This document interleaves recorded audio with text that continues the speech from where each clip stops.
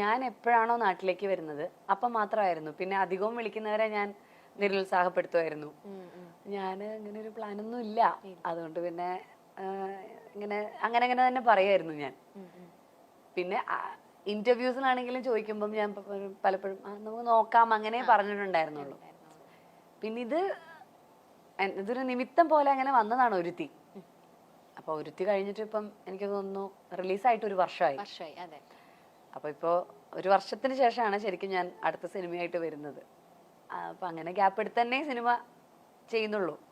അല്ല, എനിക്ക് ഉറപ്പായിരുന്നു. കാരണം ചേച്ചി ഇത്രയും നല്ല ക്യാരക്ടേഴ്സ് ഒക്കെ ചെയ്ത് ഇവിടെ നിന്ന് അഭിനയിച്ച് തകർത്ത് ഒരു ബ്രേക്ക് എടുത്താൽ പോലും ചേച്ചി അടുത്തേക്ക് സിനിമകൾ വരാതിരുന്നിട്ടായിരിക്കില്ല. ചേച്ചി വേണ്ടാന്ന് വെച്ചിട്ടുള്ള ഒരു ഡിസിഷൻ തന്നെ ആയിരിക്കും എന്ന് എനിക്ക് തോന്നിയിട്ടുണ്ട്. പിന്നെ അപ്പൊ പറ്റില്ലായിരുന്നു എനിക്ക്. പക്ഷെ എപ്പോഴും നാട്ടിലേക്ക് വരണം എന്ന് ഭയങ്കരമായിട്ട് ആഗ്രഹിച്ച ആളായിരുന്നില്ലേ? ഭയങ്കരമായിട്ട്. എനിക്ക് നാടാണ് ഇഷ്ടടോ. എന്റെ നാടും വീടും എന്റെ അമ്മയും അച്ഛനും ഇവിടെ, എന്റെ നാടും റേഷകടയും എന്നൊക്കെ. നമുക്ക് നമ്മുടെ നാടും നമ്മുടെ റേഷകടയും പട്ടണത്തിൽ സുന്ദരിൽ പറഞ്ഞ പോലെ. എനിക്ക് എന്താ അറിയില്ല, ഇവിടുത്തെ ഈ കുത്തിത്തിരിപ്പും ഈ കുണ്ടുകുഴിയും ഒക്കെ എനിക്ക് ഭയങ്കര ഇഷ്ടമാണ്. ഇവിടുത്തെ നമ്മളോരോന്നും അറിയില്ലേ, ഓ കേരളത്തിലെ ട്രാഫിക്, കേരളത്തിലെ മറ്റേ വൃത്തിയില്ലായ്മ ഒക്കെ ഉണ്ടല്ലോ. പക്ഷെ എന്താന്നറിയില്ല, വേറെ എവിടെ കൊണ്ടിട്ടാലും എനിക്ക് ഇതൊക്കെ തന്നെ പറ്റും. ഞാൻ ഇടയ്ക്കിടയ്ക്ക് ആലോചിക്കും കൊതുകടിയും മെയിൻ എടുത്ത് പറയണം. എന്തൊക്കെ ആയാലും ശരി, ഒരു ഒരു പ്രത്യേക വികാരമാണ്. എനിക്ക് തോന്നുന്നു എല്ലാവർക്കും എങ്ങനെയാണോ അറിയില്ല. അല്ല, കുറെ ആൾക്കാര് എന്റെ കസിൻസ് ഒക്കെ തന്നെ UK പോയിട്ട് അവരവിടെ വീട് മേടിച്ച് സെറ്റിൽ ആവുക. അപ്പൊ നമ്മൾ ഇവിടുന്ന് UK പോണല്ലോ, അവരിടയ്ക്കൊന്ന് നാട്ടിലേക്ക് വരുള്ളൂ. ട്രിപ്പൊക്കെ പോവില്ലേ നമ്മൾ ഇവിടുന്ന് ഒരു 10 ദിവസം,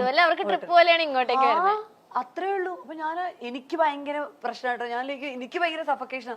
ഞാൻ ചോദിക്കാം, നിങ്ങൾ എങ്ങനെ ഇത്രയും ദിവസം അവിടെ അഡ്ജസ്റ്റ് ചെയ്തു? ഒന്ന് പറഞ്ഞു തരുമോ? അല്ല, നിങ്ങൾക്ക് ബുദ്ധിമുട്ടില്ല, നിങ്ങൾക്ക് നാട്ടിലോട്ട് വരാൻ കൊതിയാവില്ലേ എന്നൊക്കെ ചോദിക്കും. അവർക്കൊരു കുഴപ്പമില്ല, എനിക്കാണ് കുഴപ്പം. അച്ഛനും അമ്മയും എന്ത് ബഹളാണെങ്കിലും ലൊക്കേഷനിലൊക്കെ വെച്ചിട്ട് രാവിലെ ഷൂട്ട് ഉണ്ടാവുമല്ലോ. സൺറൈസ് ഒക്കെ ആന്ന് പറയുമ്പോഴത്തേക്ക് നേരത്തെ പോകണം. അപ്പൊ രാവിലെ എന്നെ കുത്തി ഉണർത്തും അച്ഛ 5 മിനിറ്റ് വീണ്ടും ഉറങ്ങും. വീണ്ടും 5 മിനിറ്റ് കഴിയുമ്പോ അവർ അച്ഛ ഒരു 5 മിനിറ്റ് കൂടെ കഷ്ടമുണ്ടെന്നൊക്കെ പറഞ്ഞ് കരഞ്ഞ് 1.5 മണിക്കൂർ എടുക്കും എന്നെ ഒന്ന് പൊക്കി. പിന്നെ തന്നെ കുത്തി തിരുക്കി പല്ല് തേപ്പിച്ച്. ഇതൊക്കെ വലുതായതിനു ശേഷമാണെന്ന് നിങ്ങൾ ആലോചിക്കണം. ഇപ്പൊ കുട്ടികളൊക്കെ ഒറ്റയ്ക്ക് സിനിമയ്ക്ക് പോകുന്ന അഭിനയിക്കുന്ന സമയം അന്ന് അച്ഛന്റെ അമ്മയുടെയും കൂടെ പോയി കരുത്തിയെല്ലാം കാണിച്ച് ഞാൻ അഭിനയിച്ചോണ്ടിരുന്നത്. അങ്ങനെ ഒക്കെ ആയ ഞാൻ ഇതൊരു സുപ്രഭാതത്തില് നമ്മൾ നാളെ എണീറ്റ് അങ്ങ് അമ്മയാവുകയാണല്ലോ. എന്ന് വെച്ചാല് ഓക്കെ ഗർഭിണിയാണ് എന്ന് വിചാരിച്ചപ്പോ നമുക്ക് പ്രത്യേകിച്ച് മാറ്റമൊന്നുമില്ല. ഇത് പ്രസവം കൂടെ കഴിയുന്നു, ഞാൻ അമ്മയായി, അത് സെറ്റല്ലേ. പക്ഷെ അതിലെന്തോ ഭയങ്കര ഒരു മാജിക് ഉണ്ട്. ഞാൻ ഈ വാവ ഉണ്ടായതിനു ശേഷം ഇതൊന്ന് അനങ്ങിയാ ഞാൻ ഉണരും. മറ്റേത് എന്നെ തന്നെ മാറ്റി കിടത്തിയാ ഞാൻ അറിയില്ല. എന്തെങ്കിലും പൊക്കിയെടുത്ത് മറ്റേ ലാസർ മുതലാളിയെ കൊണ്ടുപോയില്ലേ ഫ്രണ്ട്സില്, അതുപോലെ കൊണ്ടുപോയാൽ പോലും ഞാൻ അറിയത്തില്ല. പക്ഷെ ഞാൻ ഒരു കുഞ്ഞു ശബ്ദം കേട്ടാൽ അപ്പൊ ഉണരും. അതിപ്പോഴും അപ്പോഴാണ് എനിക്ക് മനസ്സിലായത്, yes, I have become A mother. അവിടെയാണ് ഞാൻ അമ്മയായി എന്നുള്ളത്. അല്ലാതെ എൻ്റെ ഒരു കാര്യത്തിൽ അമ്മയൊന്നുമില്ല.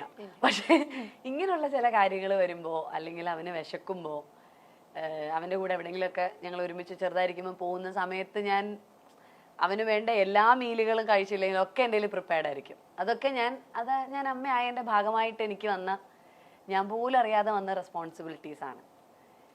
ഉള്ളിൽ നിന്ന് വന്ന റെസ്പോൺസിബിലിറ്റി, ഉറക്കത്തിൽ വന്ന റെസ്പോൺസിബിലിറ്റിയാണ് എനിക്ക് മനസ്സിലാകാത്തത്. എനിക്ക് അൺബിലീവബിൾ ആയിട്ടുള്ള ഇപ്പൊ ഞാനൊരു ചെറിയ അനക്കം കേട്ടാലും ഉണരും.